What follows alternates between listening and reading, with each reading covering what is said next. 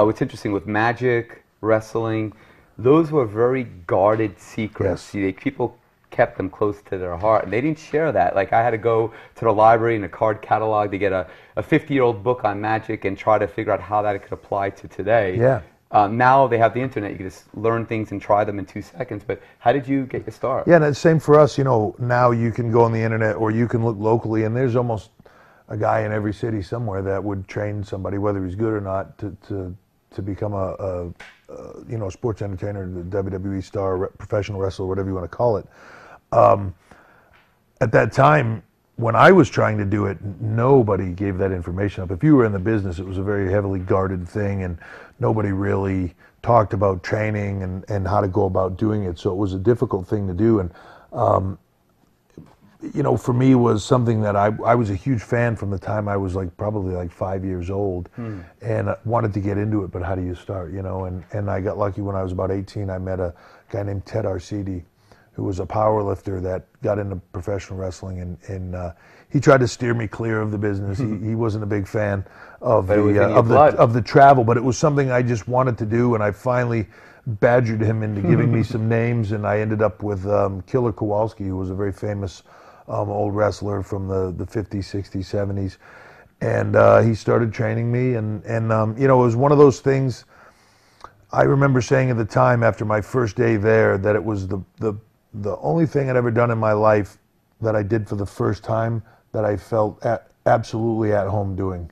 Like, I felt like I was supposed to do that. Well, that's what it's in your blood. Yeah, yeah. What advice would you give to some of the people that are watching right now that might want to get into wrestling? Well, don't do it, right? No, I wouldn't say that, because, you know, for me, it's hard, right? It's been awesome, and yeah, but you have to be very dedicated. The one thing I like about this business, it's kind of, the more work you put into it, the more you can get out of it, you know.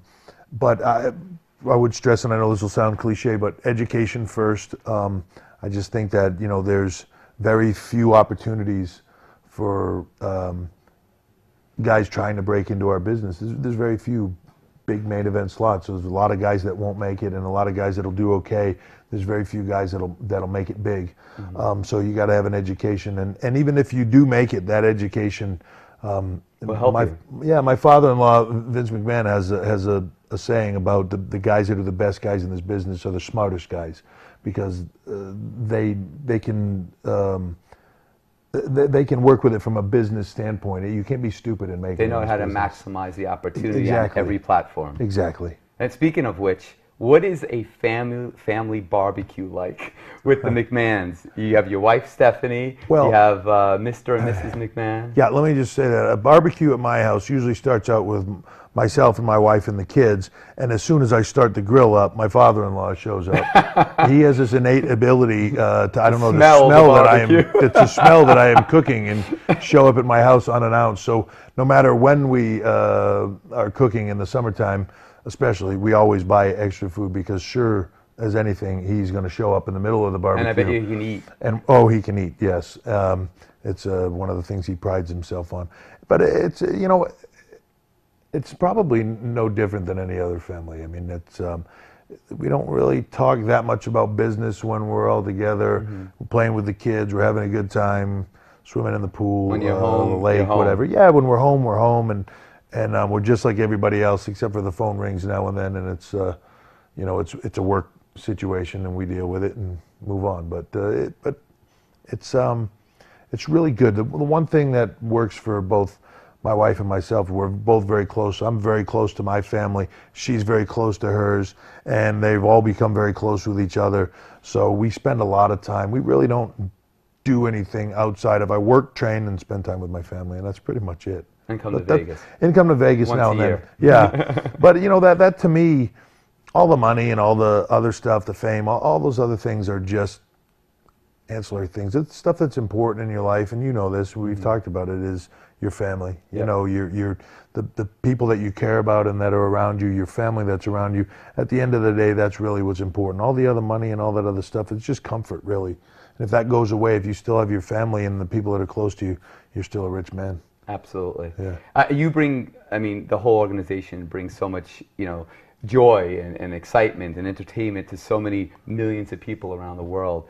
What has been like the craziest story that has ever happened, whether in the ring, maybe at your hotel, something happened with a fan, like something nuts? I just think for me, like this was years ago, and it was one of the first times that I realized the global reach of what we did. Is I was in India, and we had gone over to India. First time I went over there, and we'd been there for a couple of days, and this guy told us, obviously there weren't very many gyms there at the time, and this guy told us he knew of a gym, and it was, you know, not far away, and we could walk there, and he would bring us there. The guy said we could work out, and we left to go. And as we were walking, just a couple of us walking down these dirt roads, and there were all these mud huts on the side, like mud huts with grass thatched roofs and stuff like that. And these kids started seeing us in the street and started yelling our names and coming out. And by the time we walked probably the half mile that it was to where this guy had a gym, there was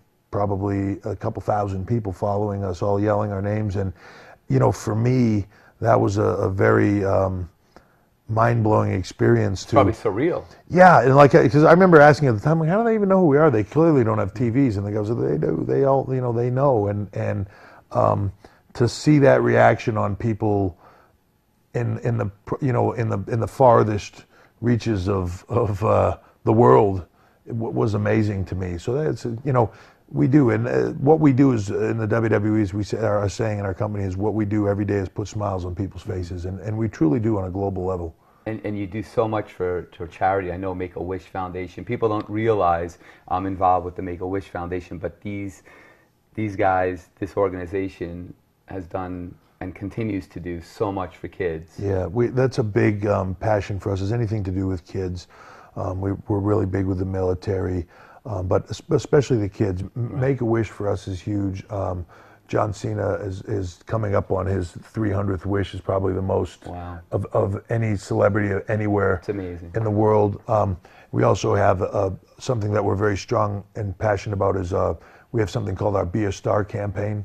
And that's it's our anti-bullying campaign. That's awesome. For kids, which is such a huge thing right now with cyberbullying and it's everything. Out of control. Yeah, and Be a Star for us is it's Be a Star, show tolerance and respect star, and we go to schools all around the country and speak on it and try to help kids get through it, because it's a terrible thing. It needs to stop.